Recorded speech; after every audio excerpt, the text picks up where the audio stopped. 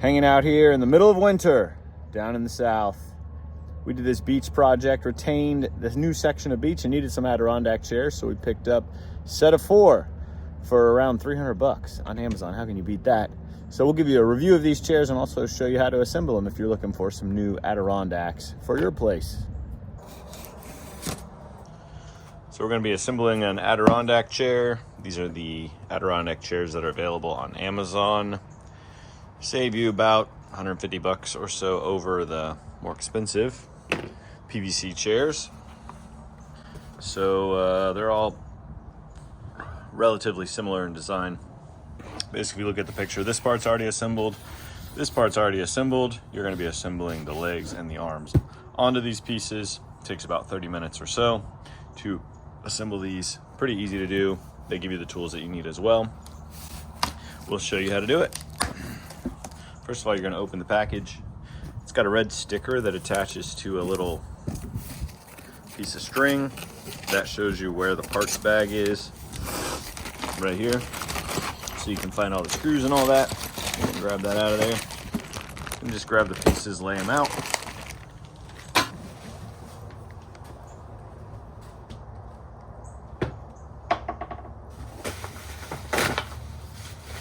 These 2 small pieces actually attach the base and make it so that it can rotate, because these do fold up. This is the front stretcher, the back stretcher, the bars that go across. These are the front legs with the pins. In the pack you get instructions. The instructions on this one are surprisingly good. A lot of these things that you get off Amazon, just basic Chinese stuff, the instructions are terrible. But in this case, the instructions are actually very good. All these screw packages are marked.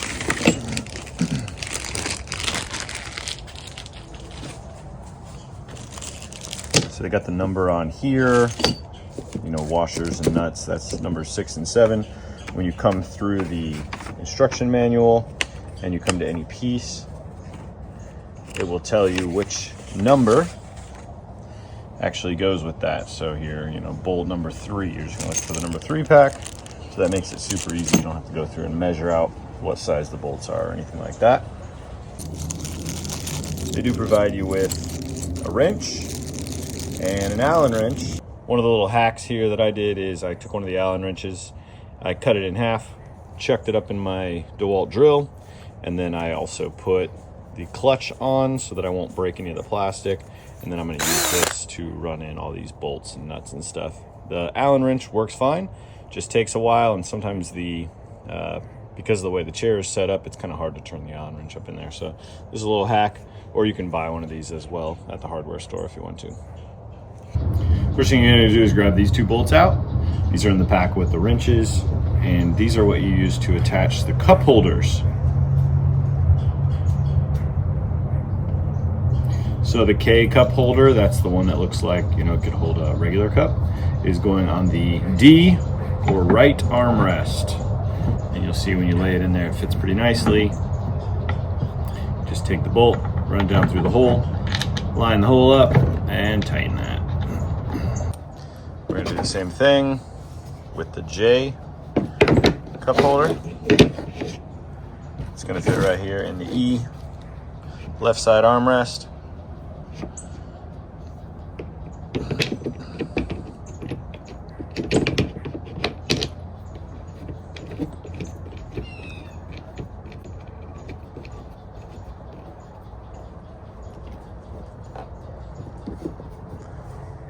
All right, got that ready to go? All right, so we're putting the legs on here.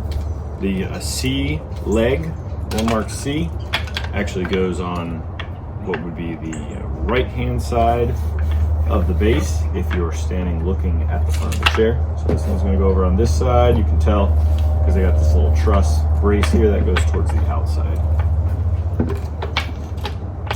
And with these, we're gonna use our bolts marked 4. About 2 of these, and then you do need a washer and a nut, so that's the pack that's marked 6 and 7. And then the other front leg here just goes just like this. This one is marked B.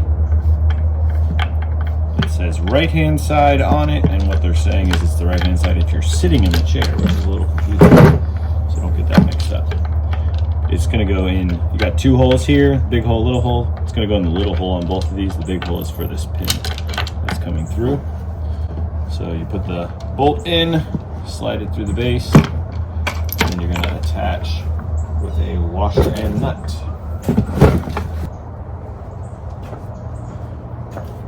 And then I've got that Allen chucked up here in my DeWalt drill. I've got the clutch set down to 13 so I don't crack the plastic. That will stop the drill when it gets tight. Just gonna tighten these two up.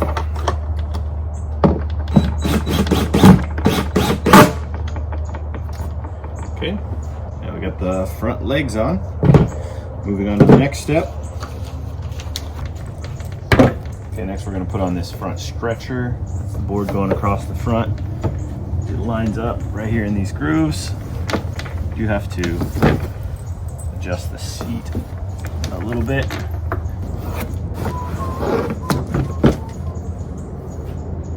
Okay, next we're going to put the stretcher across the front. I went ahead and put the pins in the side. That just makes sure you have the legs in the right place.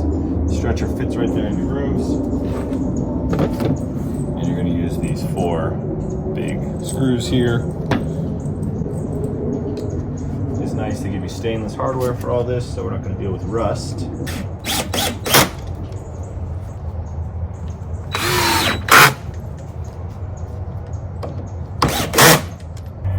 Alright, we're putting on the arms now.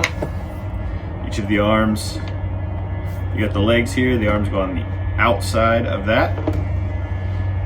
You can just kind of set them on the ground like this, line up the hole, the bolt goes from the inside through this hole into the arm, and then you've got washer and nut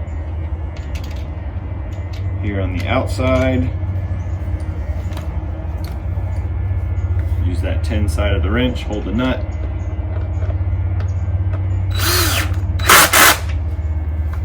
Okay, so now we got both of our arms on. They will swing up like this when we put the back legs on there. All right, next up, you grab the complete back.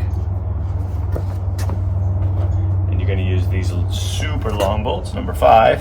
And this is gonna go through the arm, through the back, and then it gets a washer and a nut. The one thing that you'll notice here is the front leg and the back leg are not, well, really the front leg and this back portion are not in a straight line. So you do have to pull this arm in a little bit so that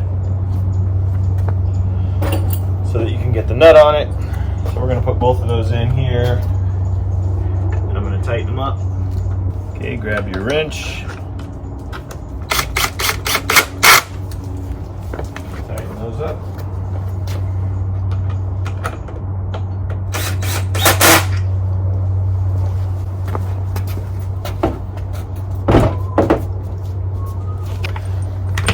Next up, we're putting on these little bars. These connect the back, the bottom of the back, to the leg. The purpose of these is so that the chairs can fold, so you don't hook the back directly to this stringer or whatever they call it here. You're gonna hook it indirectly with this, so it has a pivot point. So you're gonna run one of these short bolts, number 2, into a nut that's built into the back there. And then you're going to run a little bit longer bolt, number 3, with a washer and a nut into the lower hole there. You got to move it just a little bit to get it to line up, that's fine. So this one goes into a nut that's built into that back. This lower one, actually, you put a washer and nut on it. You're going to tighten those up. And just notice on these pieces, one side has countersink holes in it, the other side does not.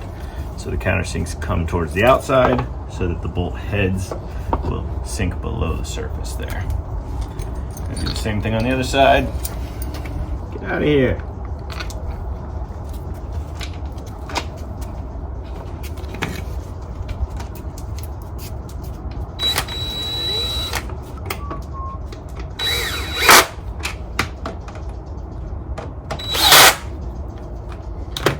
those are done. And the last thing we do is put the stretcher on the back. This one goes between the two back legs. It does have nuts built into it, so you just gotta line up the hole. I would put them both in loosely before you tighten them up.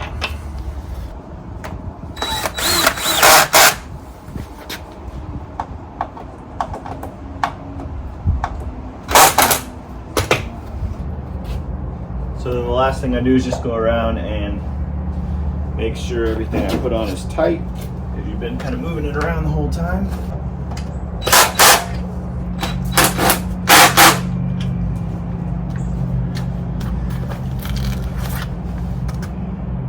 So we got it all assembled. Came together easy, all the parts you need. It takes about 20 minutes total, even while we're explaining it to you. So how do these compare? I mean, these are less than 100 bucks, 80 something bucks, 90 bucks maybe each. How do they compare to like the Trex version of this? We have some Trex seats sitting over there. First of all, this seat costs, like I said, 80, 90 bucks. Those Trex cost somewhere around 250 to 300 now. So price point significantly different. The quality of the material, this is similar. You might go to like Sam's or something like that, pick up a chair, and a lot of these are being made hollow now, where it's just basically like a hollow plastic shell, which I think is going to fall apart. These are actually the PVC boards, just like the Trex ones are. I would say these are a little bit thinner than the Trex ones, but not by much. So a nice sturdy chair. The hardware on this is stainless, so we'll see how that holds up, but it looks like it's pretty good quality. Cup holders are pretty cool. Nice little feature on it. The seating position on these are a little bit narrower. I would say the Trex probably gives you 4 or so more inches in the seating area. So if you've got some larger people that are gonna be sitting in them, this says it's rated for up to 380 pounds. There's zero chance you're fitting a person who's 380 pounds in this. Because it is, you know, fits me pretty well, about probably 6'2", 220 or so. But any bigger than this is going to feel pretty tight. Also, the seating position in this is a little bit more upright. So sometimes in the Trex, you feel like you are laid a little further back. This one, the seating position is a little bit more upright, which, I mean, that's a preference thing. When I sit in this one, I think this is one I'm going to read a book in. The Trex ones are ones that I'm going to sunbathe in, so I don't know if that's helpful or not. But we're putting these on our beach out here. They're going to be out in the elements and stuff all the time, so we wanted the cheaper option for down there. Up here on the top decks, we have the Trex chairs where we wanted a little bit higher quality, a little bit more class. So it just depends on what you're trying to do with them. These chairs are available on Amazon. We'll put a link down below, and they're really easy to assemble. You can do it yourself, just like we just showed you. Thanks for watching.